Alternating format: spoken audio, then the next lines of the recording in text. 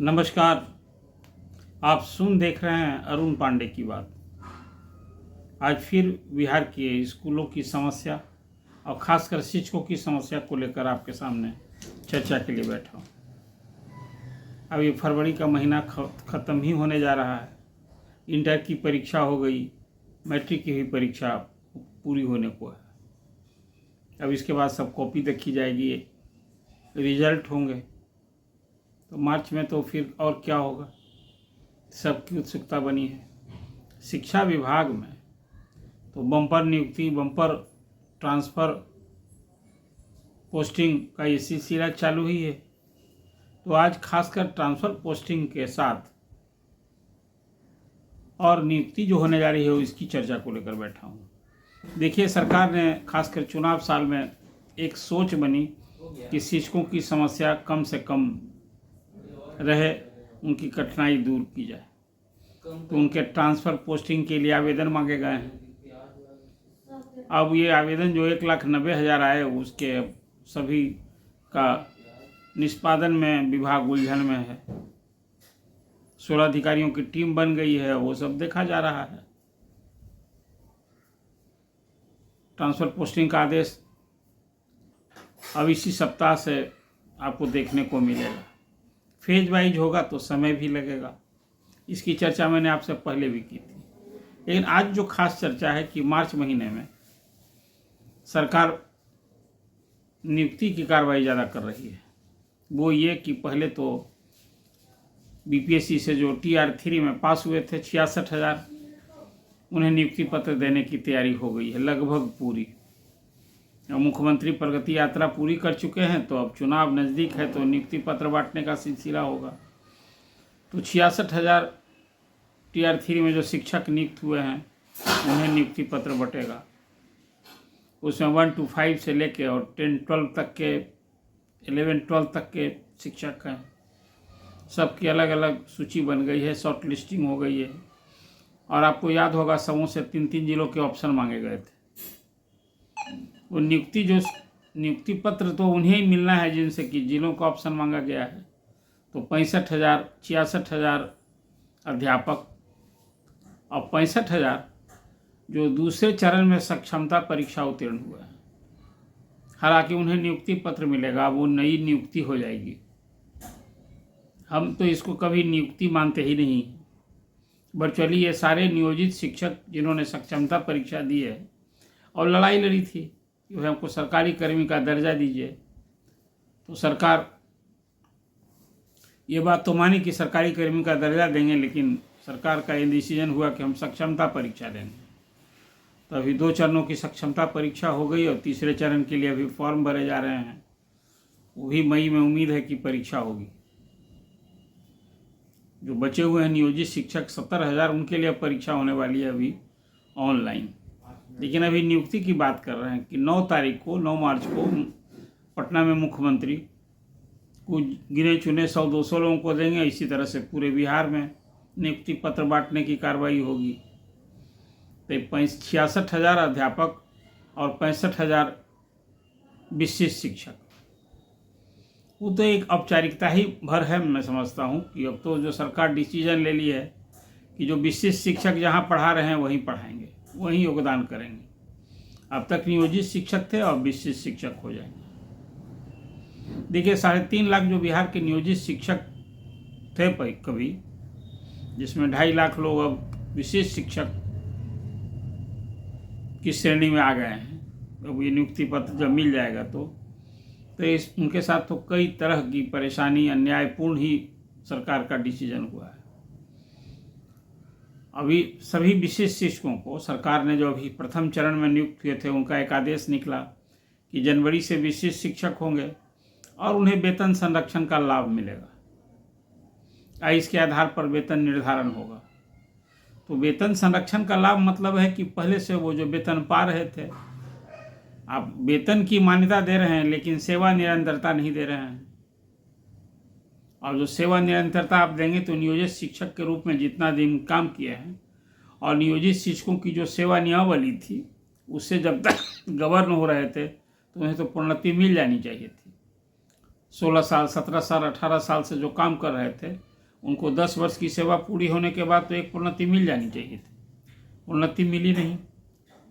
और आप सेवा निरंतरता का भी लाभ नहीं दे रहे हैं।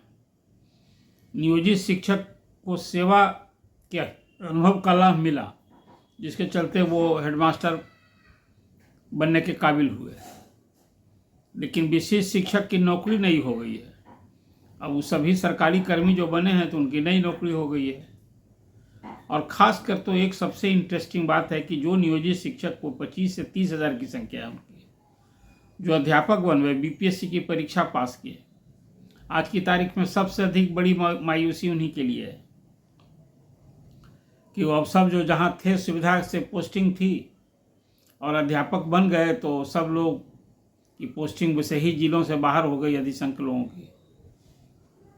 अब सब लोग अभी जो ट्रांसफ़र पोस्टिंग के लिए ऐच्छिक स्थानांतरण के लिए आवेदन लिए गए हैं, उसमें मैंने आपसे पहले भी कहा था कि अधिसंख्य उसमें बीपीएससी के ही शिक्षक। अब जो नई नियुक्ति भी हो रही है तो उनको भी जिला से बाहर होगा। इस सरकार की जो सोच है ना, वो कितना द्वंद्व है, मैं इसका उल्लेख कर रहा हूँ। सरकार की सोच है कि विशेष समस्या को लेकर हम शिक्षकों को उनका ऐच्छिक स्थानांतरण करें। स्वाभाविक है, लोग घर के समीप जाना चाहते हैं और फिर शहर में जाना चाहते हैं, यही ना ज़्यादा प्राथमिकता होगी। हाँ, शहर जो देहात वाले हैं वो देहात में उन्हें वहीं सूट करेगा, वहाँ जाना चाहते हैं। तो शिक्षकों का आप पोस्टिंग करने जा रहे हैं ऐच्छिक, और हेडमास्टर का जो पोस्टिंग होगी अभी 6000 हेडमास्टर और 38,000 प्रधान शिक्षक की, सबको 3-3 जिला आपने मांगा है।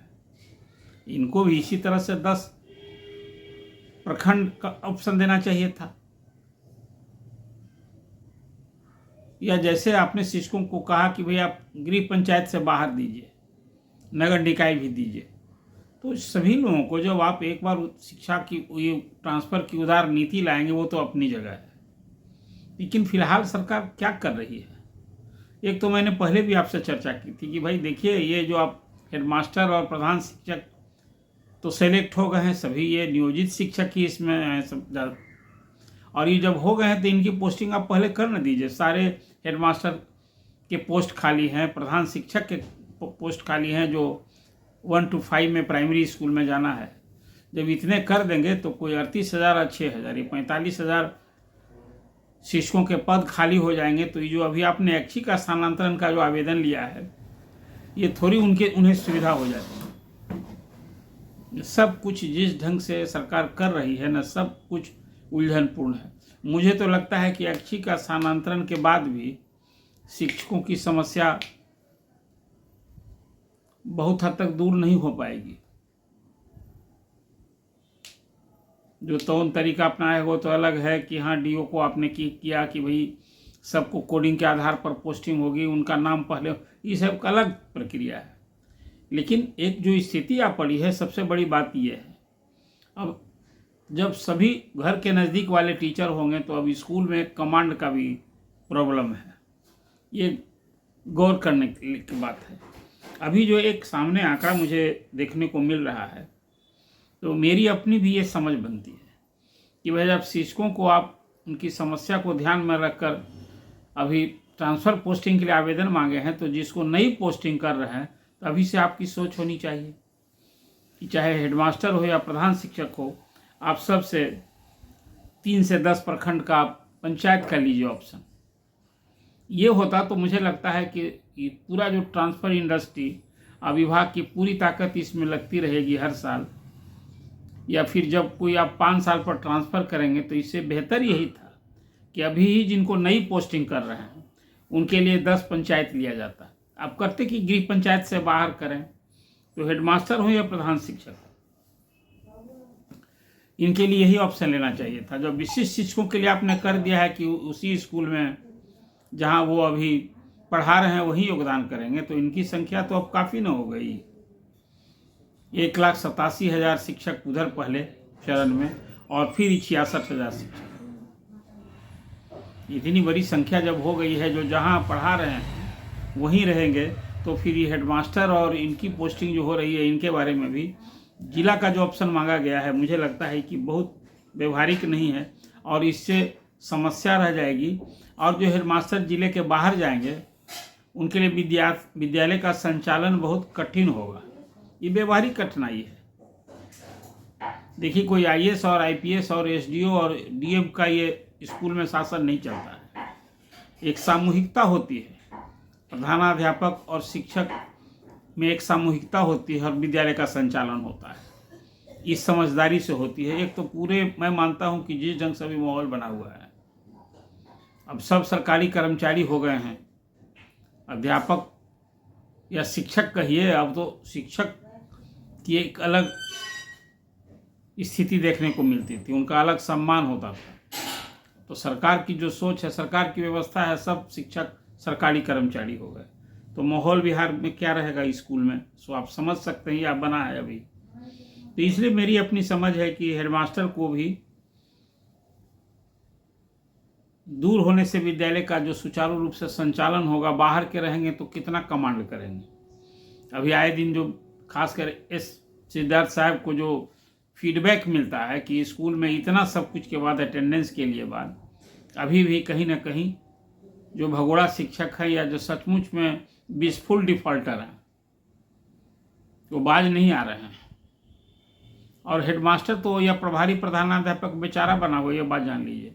जो शिक्षक इस तरह से धिष्ठा करता हो कि हाजिरी बना के स्कूल से गायब हो जाए और फिर शाम को उसी समय हाजिरी बनाना, ऐसे शिक्षकों पर भला आप समझिए कि कोई हेडमास्टर रिपोर्ट करेगा तो कितना दिन वहाँ वो जॉब करेगा, नौकरी कर पाएगा। इस चीज़ को समझना चाहिए विभाग को। और किया है, ठीक है।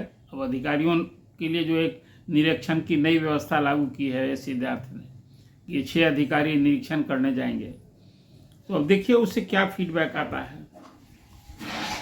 एक तो ये जो स्थिति बनी है, आप देखिए बिहार में कोई 9300 अभी हाई स्कूल माने +2 स्कूल हो गए। सरकार ने एक डिसीजन लिया कि भाई मिडिल स्कूल को हाई स्कूल बना दिया, हाई स्कूल को इंटर स्कूल बना दिया। स्कूलों की संख्या इस हिसाब से जो बढ़ी है ना, वो स्कूल अपग्रेड करके बढ़ाया गया है। नए स्कूल कहाँ इतनी संख्या में खुल रहे हैं। और देखिए 9300 जो करीब उच्च माध्यमिक विद्यालय हैं, उसमें 3000 के लगभग राजकीयकृत और प्रोजेक्ट इंटर विद्यालय हैं। और इसमें आप सोचिए कि मात्र 250 ऐसे स्कूलों में नियमित हेडमास्टर हैं। तो हेडमास्टर की कितनी वैकेंसी पड़ी है, तभी तो ये 6000 अभी नियुक्ति की कार्रवाई हो रही है, जो अगले माह सबकी पोस्टिंग करने की तैयारी है।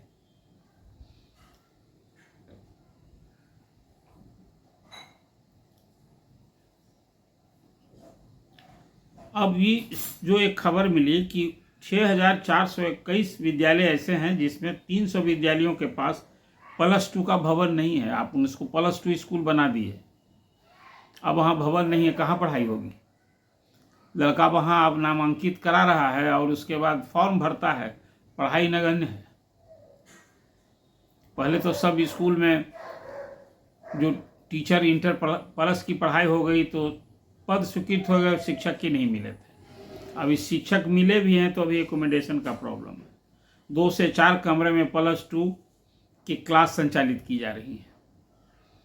अब जबकि 3000 राजकीयकृत और परियोजना विद्यालयों के पास संसाधन हैं उपलब्ध, वहाँ भवन भी है, विद्यार्थी भी हैं, और लेकिन अभी सब स्कूल हेडमास्टर विहीन है। अब ये जो स्थिति बनी है, उसमें प्रभावी और कुशल नेतृत्व के अभाव में इन विद्यालयों की स्थिति की कैसी होगी, आप कल्पना कर सकते हैं।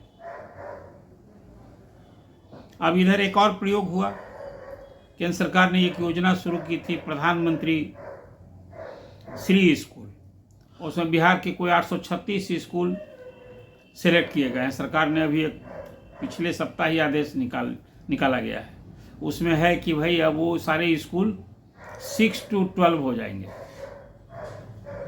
मतलब अब मिडिल स्कूल में जो अभी मिडिल स्कूल से वहाँ पढ़ाई होगी, वहाँ प्राइमरी अलग हो जाएगा और वही टीचर का जो स्ट्रेंथ है उसमें जुट जाएगा ऐसे स्कूल में। और जो परिकल्पना है केंद्र सरकार की, जो प्रधानमंत्री ने घोषणा की थी कि सारे ऐसे स्कूल के लिए 2-2 करोड़ रुपए मिलेंगे, वहाँ कुछ पढ़ाई लिखाई की व्यवस्था कुछ सुधारी जाएगी, लेकिन सब कुछ ये प्रयोग ही में मैं देख रहा हूँ। इसे कितना कुछ रिजल्ट आएगा और ये सब कुछ जो व्यवस्था लागू होगी, ये जो सारे स्कूल सेलेक्ट हुए हैं प्रधानमंत्री श्री विद्यालय, तो इसमें क्या होना है सो आप देख लीजिए।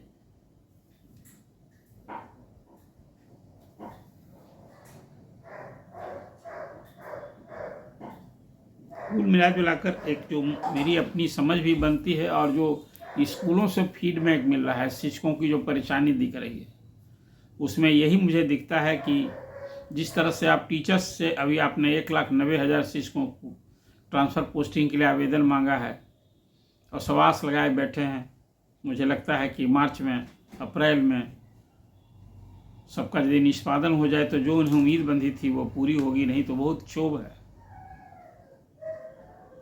तो सरकारी कर्मी हो गए हैं और जिस तरह से उनके आचरण अनुशासन के लिए सरकार ने आदेश जारी किया है, तो एक्शन होने का ना डर है। सब कुछ देख लीजिए ना, अभी